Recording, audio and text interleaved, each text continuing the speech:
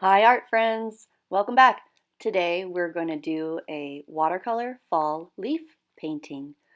First, you know the drill. Write your name, flip your paper over so your name is on the back.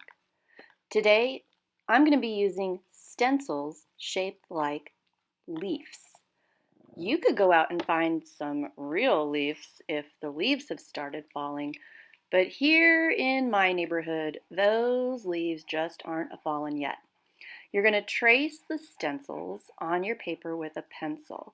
Just carefully drag your pencil along the cardboard leaf shape until you get all the way around.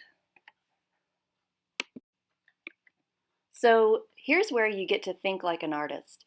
Arranging the shapes on your paper is important. You want to space them out so they take up enough room on your white paper, and you really just want to think about how the leaves might naturally look if you were looking at them on the ground or in your yard or on your walk home from school. Think about what leaves look like when they're on the ground. Whoops, just gonna erase that little spot that would be behind my first leaf. For this size paper, you want to trace about 5, maybe 6 leaves. It just depends on the space. And it's okay to have the leaves going off the page. Just draw a part of a leaf, perhaps.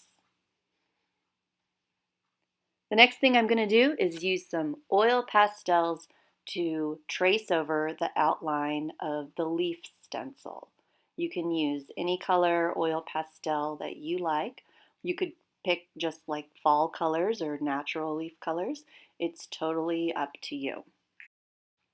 Start drawing the inside lines by putting one line down the middle of the leaf. From that line, draw smaller lines that go towards the edges of the leaf and towards the tips, just like that.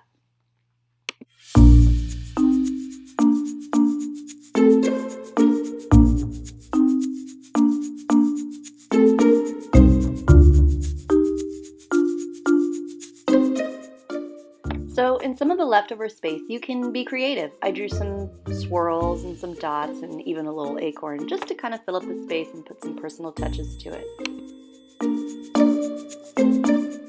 This is like my favorite thing ever. A 16 color watercolor tray from Crayola. It's the best. The colors are the brightest and you're going to use them in the best way to save the paint and make sure that we can use these for a long time. I put a little water on each of the colors just to kind of wake up the colors and get them ready.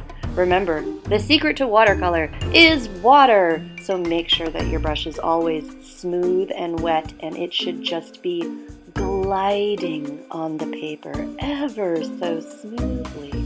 Lots of water as it just skates along, and those bright colors just fill in the spaces between the oil pastel so beautifully, and they don't cover up the lines either. Keep getting that brush wet. Use plenty of water. You can even blend the colors together, especially when you use plenty of water.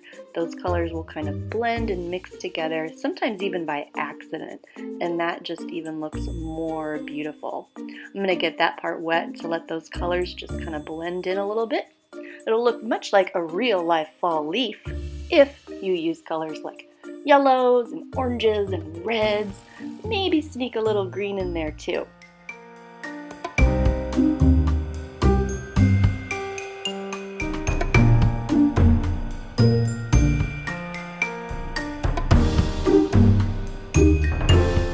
When it comes time to think about the background, after you've painted all of the spaces inside the leaf shapes, think about the colors you've already used. I've had some yellow, greens, oranges, reds. I think it'd be great to use a very bright blue in the background. Thankfully, I have a 16 color Crayola watercolor tray, and there are several shades of blue, blue-green, blue-violet, deep blue, light blue, on this palette that we can use to kind of have some variety of background color. Watercolor should never look flat. It should look watery and smooth. Some of my red leaf spilled into my background, and that's okay. It's a happy accident that looks gorgeous. Just keep using plenty of water and the tip of that paintbrush to squeeze inside those little tiny fun spaces that you made.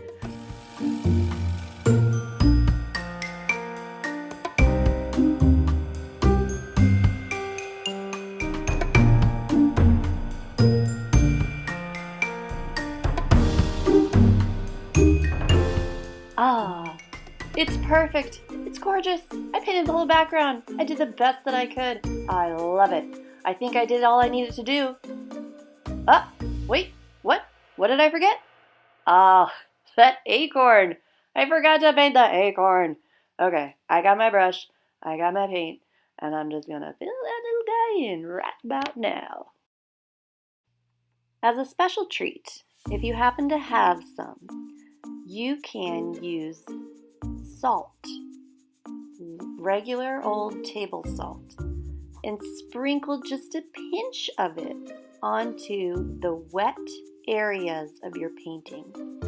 I'm only finding the little places of my painting where there's a puddle of watercolor that isn't dry yet, and sprinkling a little salt. When the salt dries, it makes a really gorgeous texture in the painting, and it's just another fun thing you get to do with watercolors.